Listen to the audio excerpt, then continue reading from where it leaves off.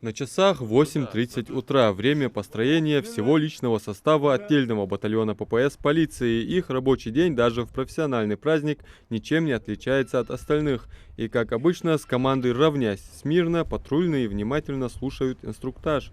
Сегодня на маршрутах патрулирования соблюдать меры личной коллективной безопасности, выявлять административное правонарушение, пресекать преступления. Сотрудники службы всегда на виду. Главная задача патруля – быть первыми там, где необходима помощь. Вот и сейчас они выезжают согласно своим маршрутным картам для несения службы. Особое место в работе ППС занимает профилактика правонарушений. Увести с улиц и других общественных мест граждан в нетрезвом состоянии, пресечение любых других правонарушений в конечном итоге направлено на недопущение совершения более тяжких проступков. Их работа сопряжена с риском для жизни и здоровья, а значит, сотрудник должен быть устойчив как физически, так и психологически. Третий маршрут, карта маршрута номер 3 у нас. А какие это улицы? Улица Гагиева, Муталиева. Возмущенных очень много. И как вы с ними работаете? Ну, обращаемся вежливо, объясняем. Вот у тебя правонарушение такое-то, такое-то. Статью мы объясняем. Да, статьи, мелкое хулиганство, курение в общественном месте. Воспитие спиртных Да. напитков. Многие с пониманием. Есть, но есть единицы, которые не понимают человеческий язык. Вот. Но их очень мало, если честно. Магомед Албагачиев, несмотря на усталость после суточного дежурства, с гордостью показывает переходящий кубок, отмечая, что именно их подразделение ППС полиции стало лучшим в республике в результате состязаний по 13 критериям, таких как выявление и раскрытие преступлений, административных правонарушений, физическая и строевая подготовка.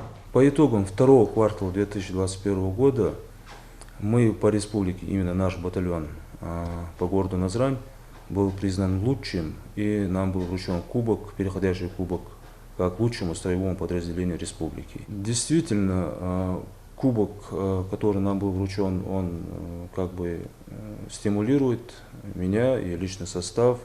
И действительно, нам очень приятно, что нас оценили по достоинству, то, что мы делаем сегодня. И в связи с этим будем работать, стараться, по крайней мере, работать еще лучше.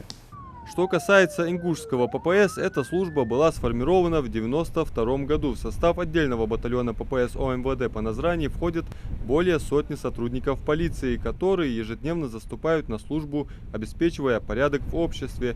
Кроме этого, они постоянно проводят совместные мероприятия с другими подразделениями. Наша основная задача – это общественный порядок на улицах города Назрань, выявление, пресечение административного правонарушения и преступления. Ну, если коротко, это наши основные задачи, которые стоят перед нами сегодня. Командир батальона также поздравляет своих коллег с профессиональным праздником. Пользуясь случаем, конечно, хочется поздравить всех коллег по всей Российской Федерации, пожелать всем самое главное – это здоровье коллегам и их близким, родным, и карьерного роста. В 1923 году положено начало патрульно-постовой службы. С тех пор цели и задачи ППС остаются неизменными. Они отвечают за охрану общественного правопорядка на всей территории страны. Адам Мережков, Акраман Дасхоев. Новости 24.